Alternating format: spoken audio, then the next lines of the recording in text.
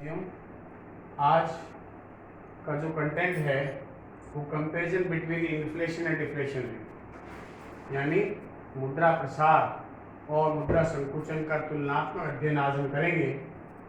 और इस संदर्भ में जो है कुछ अर्थशास्त्री कहते हैं, कुछ लोग ये कहते हैं कि मुद्रा प्रसार जो है वो अन्यायपूर्ण है जबकि मुद्रा संकुचन अनुपयुक्त है।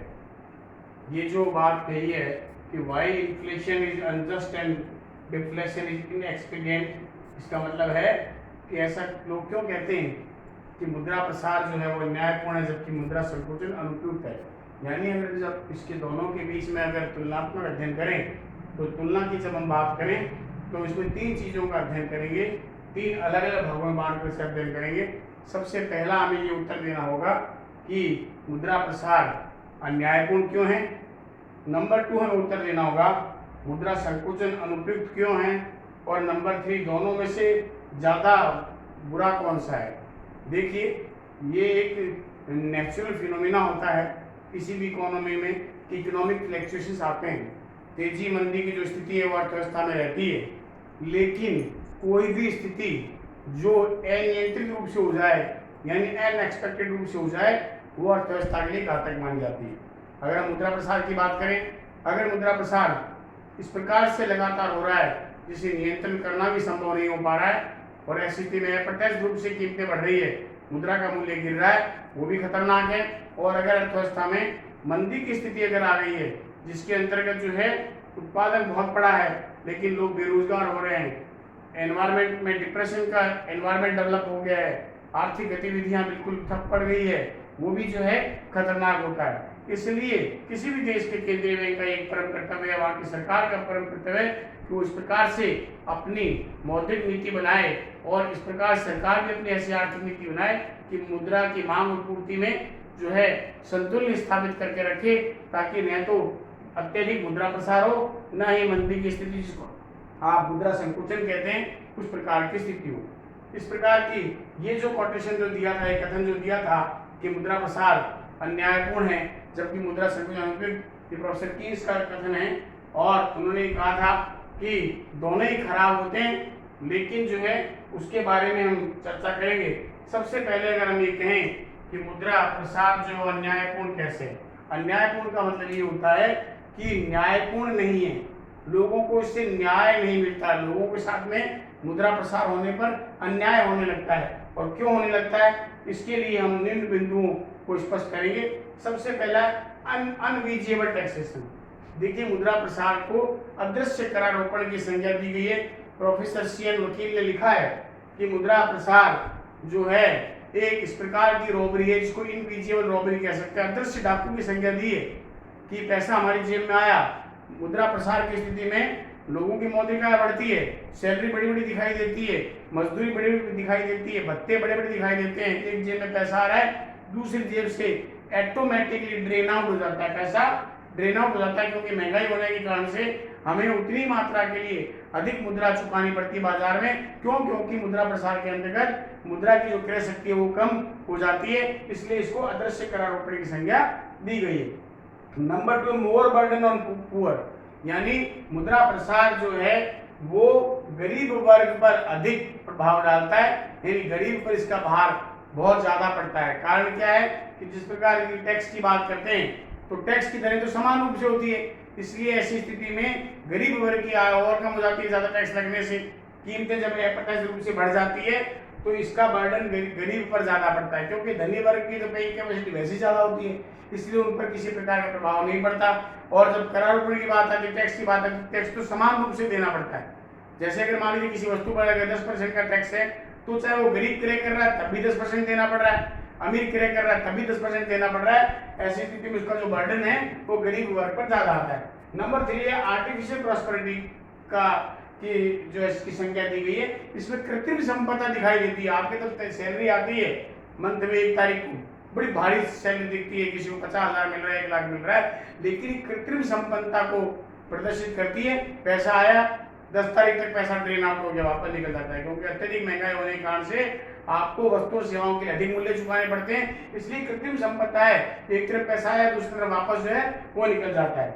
नंबर 4 है इंक्रीज इन इकोनॉमिक डिस्पारिटी, ये आर्थिक विषमता को बढ़ावा देने वाली होती है मुद्रा प्रसार। क्यों? क्योंकि इसमें धनी वर्ग और धनी होता जाता है और गरीब वर्ग और गरीब होता जाता है, जैसा कि मैंने बताया था।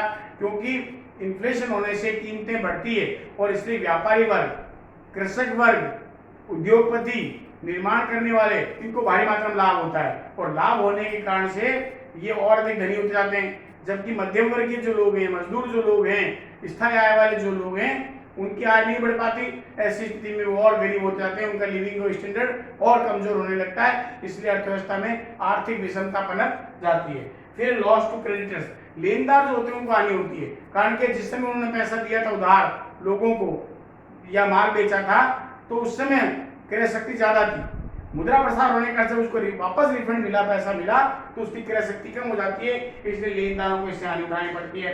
नंबर 6 है एडवर्स इफेक्ट ऑन सेविंग। देखिए बचत को निश्चित रूप से प्रतिकूल रूप से प्रभावित करता है मुद्रा प्रसार, क्योंकि मुद्रा प्रसार होने के कारण से लोगों की बचत कम हो जाती है। क्यों?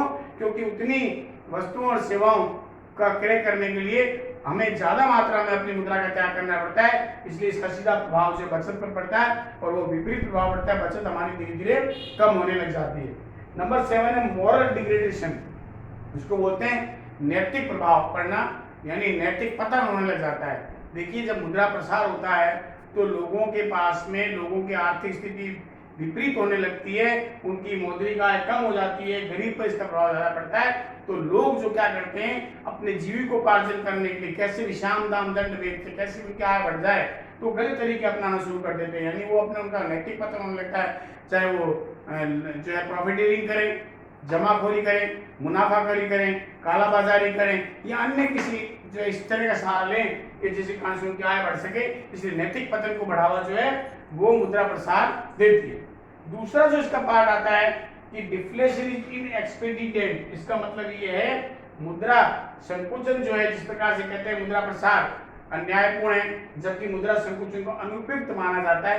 क्यों माना जाता है? देखिएगा, इसके लिए कुछ बिंदु दिए गए। सबसे पहला है ये बेरोजगारी को बढ़ावा देती है, इंक्रीज इन अनएम्प्लॉयमेंट। देखिए सबसे बड़ी बात है, मंदी का जब दौर आता है जिसको आप मुद्रा संकुचन कहते हैं, उस स्थिति में बेरोजगारी व्यापक रूप से फैल जाती है। 1930 की जो जर्मनी में महान मंदी आई, वो उस जो है इसका अनुपम उदाहरण है, जिसने विश्व की अर्थव्यवस्था को झकझोर कर रख दिया और वहां पर बेरोजगारी व्यापक रूप से पनपने लगी। क्यों? क्योंकि वहां पर जो उद्योगपति है वो हतोत्साहित हो जाते हैं, उत्पादन करना नहीं चाहते। उन्होंने जो कच्चा माल महंगा खरीद रखा था और अब उन्हें ये कहा जाए कि अब उसको उत्पादित करें, उसको फिनिश गुड्स में कन्वर्ट करके आप कम मूल्य पर बेचें, ऐसा बेचना पॉसिबल नहीं होता है और ऐसी स्थिति में उत्पादन नहीं होने के कारण से अर्थव्यवस्था में बेरोजगारी फैल जाती है।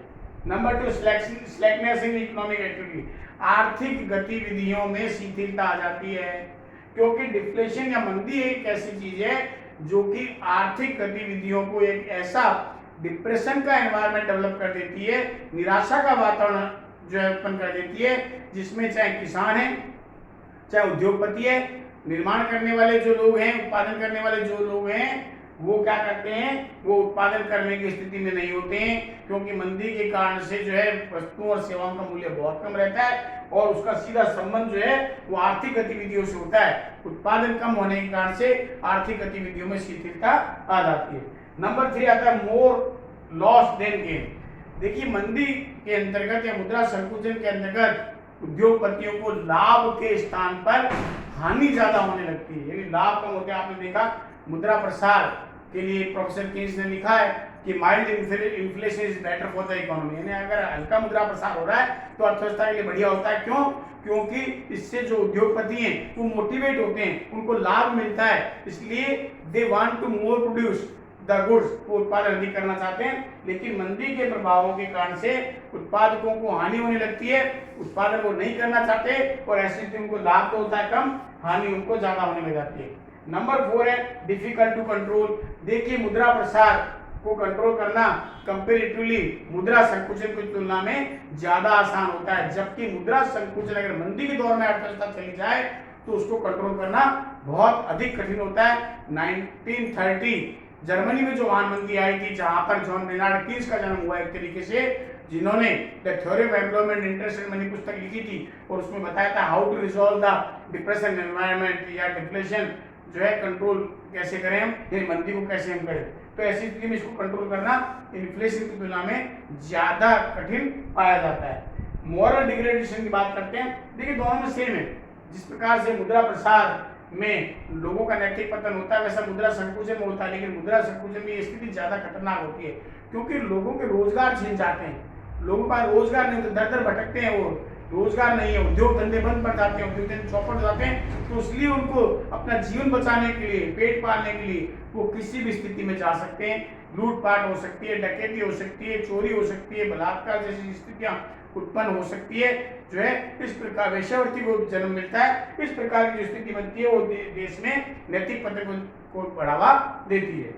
उसके बाद में तीसरा जो अंतिम बिंदु आता है, जब हमने देखा कि दोनों ही अर्थव्यवस्था के लिए ठीक नहीं है, मैंने आपको प्रारंभ में बताया था कि अर्थव्यवस्था में मांग और पूर्ति में संतुलन होना चाहिए मुद्रा की, ताकि अर्थव्यवस्था में अनडिजायरेबल इकोनॉमिक फ्लक्चुएशन नहीं हो, और इसके लिए देश का केंद्रीय बैंक और वहां की सरकार जिम्मेवार है। हमारे यहाँ की बात करें तो RBI, reserve bank of India जो है वो अपने मॉनेटरी मेजर्स के द्वारा इसको कंट्रोल करने का प्रयास करता है, और जबकि सरकार फिजिकल मेजर्स यानी राजकोषीय उपाय के माध्यम से इसको दूर करने के उपाय करती है। अब बात करें कि दोनों में कौन सा स्थिति ज्यादा भ्रष्ट है, खतरनाक है, तो हम कहेंगे कि मुद्रा संकुचन is more worse than inflation. कारण क्या है, इन्फ्लेशन में जैसा कि मैंने प्रारंभ में बताया था, प्रोफेसर कीस ने लिखा है हल्का मुद्रा प्रसार किसी भी देश के विकास के लिए लाभकारी होता है। अगर थोड़ा सा भी अगर मुद्रा प्रसार है, कीमतें बढ़ रही है, तो इसलिए मोटिवेट होते हैं उद्योगपति, निर्माणकर्ता, किसान, सभी वर्ग, उत्पादनकर्ता, उनको लाभ मिलता है, दे मोटिवेट, उत्पादन ज्यादा करना चाहेंगे और अर्थव्यवस्था में रोजगार बढ़ना प्रारंभ हो जाता है, लोगों की भी आय बढ़ती है, मौद्रिक आय बढ़ती है। लेकिन मंदी के दौर में ये सब कुछ समाप्त हो जाता है। इसलिए कहा गया है इन्फ्लेशन की तुलना में डिफ्लेशन ज्यादा खतरनाक माना जाता है। इसके लिए हम बिंदु दे सकते हैं। नंबर 1 अनएम्प्लॉयमेंट, बेरोजगारी को सबसे ज्यादा बढ़ावा देने का जो कार्य करता है वो मुद्रा संकुचन करता है। निराशा व वातावरण होने के कारण से उत्पादन नहीं हो पाता, उद्योगपतियों को हानि होने लगती है, वो अपनी फैक्ट्रियां और उद्योग धंधे बंद कर देते हैं, इसलिए बेरोजगारी पनप जाती है।